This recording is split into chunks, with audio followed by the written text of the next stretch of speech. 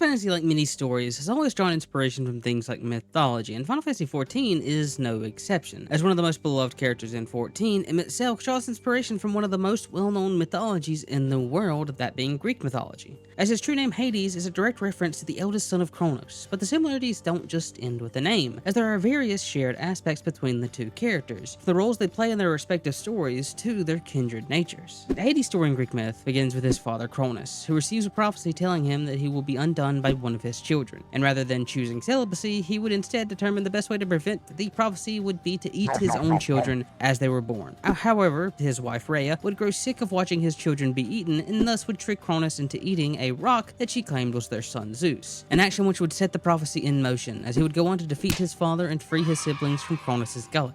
After which the reborn gods along with Zeus would go on to defeat the remaining titans and bring forth the age of the Olympians, with the three sons of Kronos dividing the world amongst themselves by drawing lots, with Zeus being given the heavens, Poseidon the oceans, and finally Hades the underworld. While the mortal world would be shared by all gods. Now this is one of the earliest stories in Greek myth, which makes it a great starting point to talk about some of the correlations with 14, such as the fact that Zodiark and Hydaelyn can almost stand as parallels for Kronos and Rhea, since Zodiark was a god born to be the will of the star. In a sense, the ancients were his children, and like Kronos, he would consume his quote-unquote children, though in Zodiark's case, it was kind of an inversion of Kronos, as the ancients were willing to sacrifice themselves to give him form, whereas Kronos did it to avoid being defeated. And another interesting parallel is the fact that neither of them were killed. In fact, in both stories, they were sealed away after being split into multiple pieces. Now, as for Hydaelyn, while she wasn't the mother of the ancients, she would, like Rhea, bring the ultimate downfall of Kronos/Zodiark. And while I do find these similarities interesting, this video is supposed to focus on Hades, so let's talk about the sons of Kronos and the Paragons. As mentioned before, the sons of Kronos consisted of Zeus, Poseidon, and Hades, and likewise in 14, the Paragons consisted of a similar trio in Elidibus, Lahabrea, and Emet-Selch.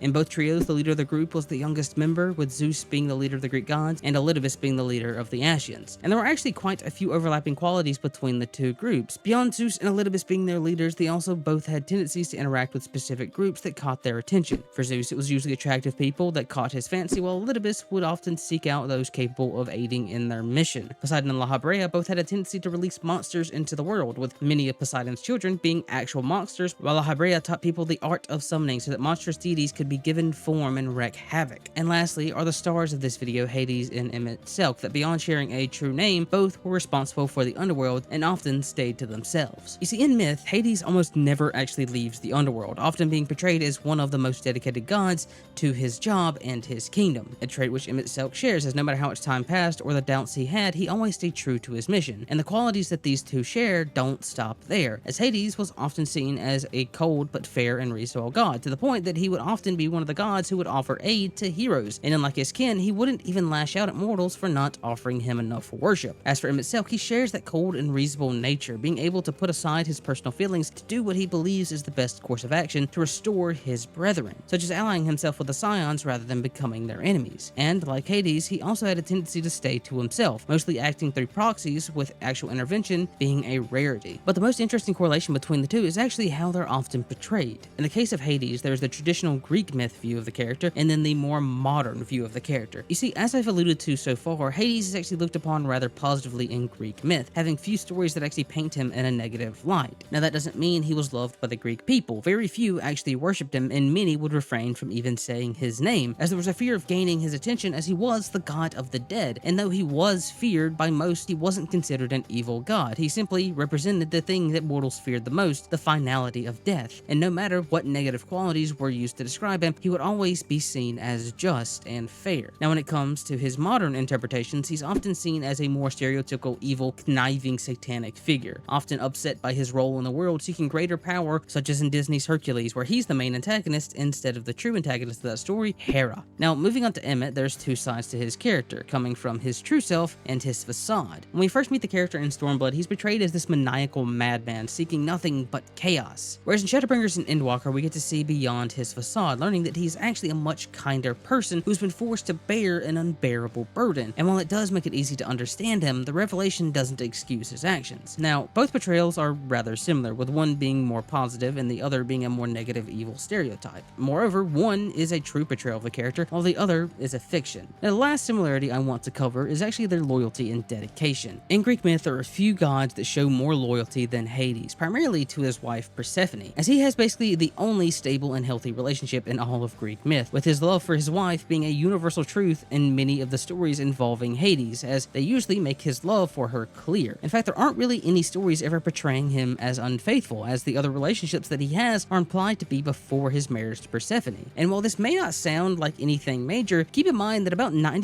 of stories in Greek myth have infidelity as their inciting incident, though 88% of that is just Zeus. Now, when it comes to dedication, again, Hades is unrivaled, with his focus always being shown to be spent on two things: the first, his wife, and the second, his responsibilities as the ruler of the underworld. In fact, unlike many of his kin, he was rarely distracted from his duties, choosing mostly to abstain from anything that didn't involve his kingdom. For example, during the Trojan War, Hades was one of the few gods that didn't actually ally themselves with one side. Instead, he would have to deal with the influx of new dead souls because of his kin's interference with the war. Moving on to Emmet, we of course see these same qualities. His loyalty was so great that he suffered countless lives that he saw as torture, ever striving towards the impossible goal of reviving his kin and going so far to sacrifice his morals to achieve it. Moreover, his loyalty to Azem and Hythlodaeus never wavered. In the case of Azem, even though that other members of the Convocation saw him as a traitor, Hades never did. And when it comes to dedication, well, we spoke earlier about how he lived countless lives, never abandoning his mission, even continuing to hold his ideals in death.